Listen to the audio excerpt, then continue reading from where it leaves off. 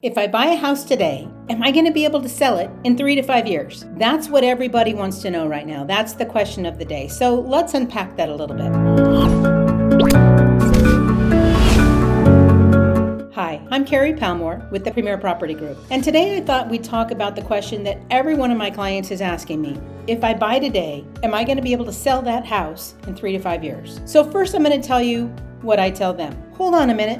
Let me go get my crystal ball. 1 hour later. But seriously, I think we all have a little PTSD, if you know what I mean, from the last time. So I thought it would be helpful to unpack why I think these two markets are very different. So first of all, my clients are thinking one of two things. Either A, if I wait a while to buy, the market's going to crash and I'll be able to get a great deal. Or two, if it doesn't crash and it goes stagnant, am I going to be able to sell my house? So if we look at the differences between, say, 2005 to today, let's talk about why I don't think that's going to happen. So the first thing is supply and demand. Simple economic principles of supply and demand. In a normal market, which is about 6 months worth of inventory, buyers have enough houses to choose from that they can make a decision and they have time to make a decision and they can find a house that they want. That is a normal market, 6 months worth of inventory. In 2005, January, we had over 19 months of inventory.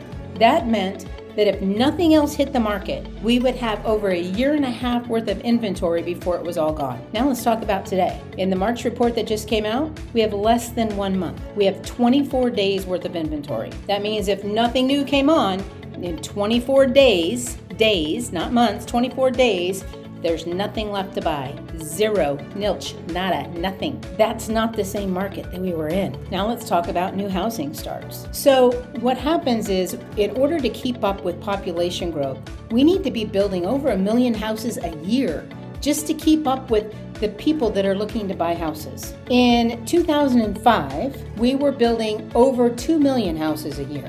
Okay, we were at 2.195 million in February, to be exact. Today, we're at about 1.5 million. Now, here's the thing. For several years in between there, the builders stopped building. So that meant that when the market crashed, the builders stopped building. People were still being born. The population is still growing. We still need to be building at least 1 million houses a year to keep up. And for about 8 years, there was no building going on. So now we're way behind. We have probably another 5 to 6 million houses that we still need to build just to catch up. So that means that if you look out over time, we're still another 5 to 6 years out of catching up with the inventory just in new build, okay? We are currently at the lowest point in 60 years that we've been in new builds. So we are way behind the 8 ball. And that's not gonna change overnight. Now let's talk about pricing.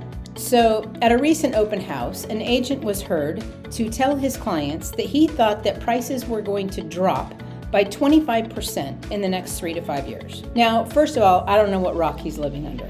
Obviously is not paying attention to things, because if you just took that at face value, a $500,000 home price would drop 25% to be $375,000. So let's put that a little bit in perspective. If you bought a home in the middle of 2005, at the height of the market, the house was 2,000 square feet, 3 bedroom, 2 bath, you'd pay about $300,000. In mid-2011, when prices fell and the market crashed, you could have bought that same house for about $240,000. Today, that house is worth over $500,000. So at a minimum, even if the market staled out, right, and didn't do anything, all you have to do is hold on to it because it's going to go back up. And I don't think that's going to happen. The leading economic industry analysts are telling us that they think that the market is going to continue to appreciate at about 5% a year. So if you look at that and you look out over time how far behind we are in inventory, how far behind we are on housing starts, I think we're going to continue to see really strong housing prices going forward. Real estate continues to be a safe bet.